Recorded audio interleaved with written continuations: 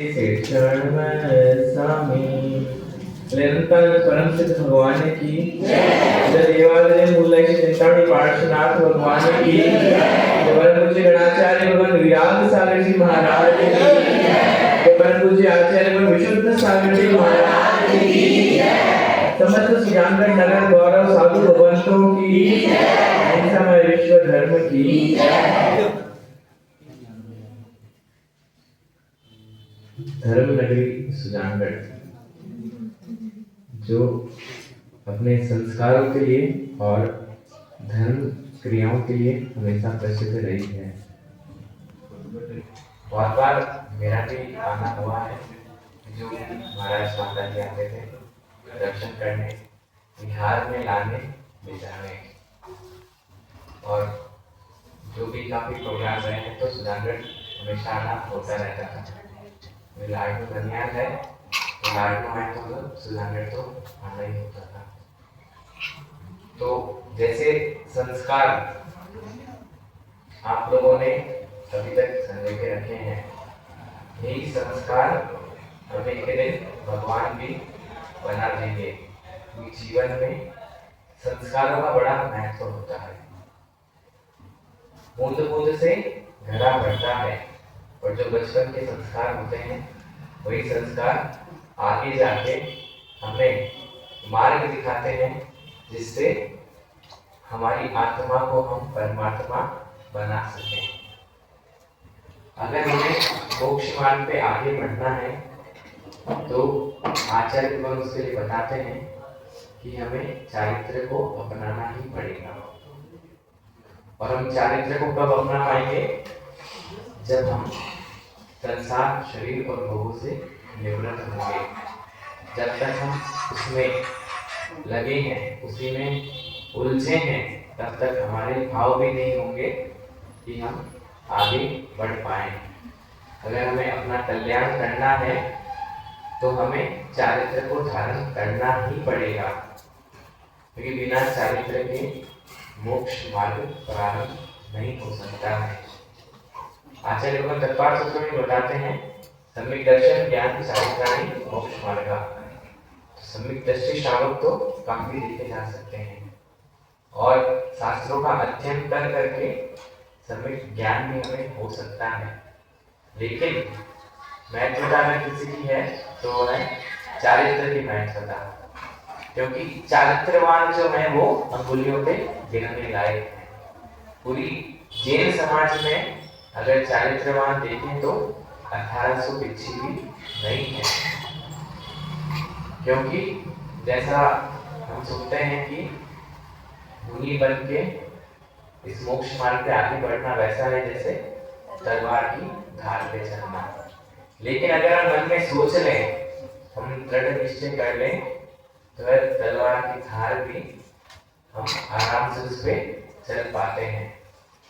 क्योंकि इंग्लिश में भी कहावत है, where there is a will, there is a way। जहाँ चाह है वहाँ राह है। तो अगर हम हमारे जीवन में ऐसा सम्यक पुरुषार्थ करें, जैसे अभी सुजान सागर जी महाराज कर रहे हैं, सुजान श्री माता जी ने जैसा किया, अगर हम भी वैसे ही पुरुषार्थ करें तो एक दिन हम भी उस सिद्ध शिला में विराजमान हो जाएंगे जैसे वह विराजमान होंगे। बस पुरुषार्थ हमें करना होगा। मैं भी यहीं रहा हूँ, इन्हीं गलियों में घूमते थे तो दीक्षा के कोई भाव नहीं थे, लेकिन आचार्य पूज्यपाद स्वामी कहते हैं योग्योपदान योगेन दशदा स्वर्णता मता द्रव्यादि स्वादि संपत्ता वात्मन व्यर्मता मता। अर्थात जब एक पाषाण योग्य उपादान के मिलने से स्वर्ण बलि को प्राप्त होता है, तो फिर हम जब मनुष्य भाव में आए हैं, तो जब हमें साधु भगवंतों का जब उपादान मिलता है, उनका निमित्त मिलता है, तो फिर क्या हम इस आत्मा को परमात्मा नहीं बना सकते क्या? ऐसे ही गणियारे का विवाह श्री माता जी का कोविड के समय जब आप लोगों को 2-3 महीने का लाभ मिला था, हमें नागौर वालों को चातुर्मास का लाभ मिला था। माता जी पुण्य का उदय था हमारा कि माता जी का हमें चातुर्मास मिल गया। माता जी से तत्पर सूत्र पढ़ा, स्वर्ग नरक के बारे में जाना, पाप पुण्य के बारे में जाना, और तब लगने लगा कि जो भी हम कार्य कर रहे हैं, जिन भी क्रियाओं में लगे हैं, उन सब से तो नरक गति ही फाइनल है।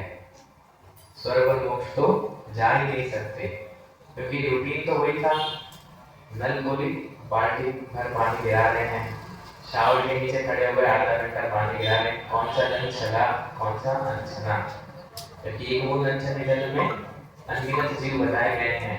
तो हम तो कितने कितने जीवों की विराधना कर रहे हैं। घर में भी आप सब जो दिन भर क्रियाएं कर रहे हैं, पानी की बाल्टी गिराते हैं, तो जो भी हम कार्य कर रहे हैं वे सब तो हमें नरक गति में पहुंचाने वाले ही हैं। अगर हमें मनुष्य पर्याय मिली है, उस पर्याय को सार्थक करने का एकमात्र उपाय है जो माता जी ने समझाया कि जिन दीक्षा को ग्रहण करना। तब लगने लगा कि बड़े भाग्य से नर्तन पाया श्रावक कुल पर्याय भी। तो इस पर्याय को सार्थक तो करने का पुरुषार्थ स्वयं को ही करना पड़ेगा।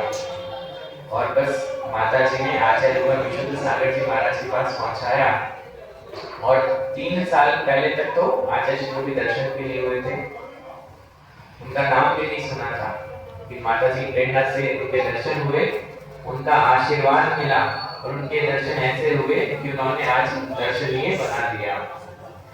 2 मार्च को मुंबई सिरसाड़ में आचार्य कमलों से देवेश्वरी दीक्षा है। आप सबसे ये अनुरोध है कि जैसे आज आप यहाँ पे अनुमोदना करने आए हैं, कि कैसे आप ऐसा आशीर्वाद प्रदान करें कि जैसे सुजानश्री माता जी ने उत्कृष्ट समाधि को प्राप्त किया, गणाचार्य विद्यासागर जी महाराज, विराट सागर जी महाराज ने उत्कृष्ट समाधि को प्राप्त किया, हम भी वैसे ही आचार्य भगवान की सेवा में रहते हुए, उनकी आज्ञा का पालन करते हुए उत्कृष्ट समाधि को प्राप्त कर सकते हैं। बोले आचार्य भगवान विशुद्ध सागर जी महाराज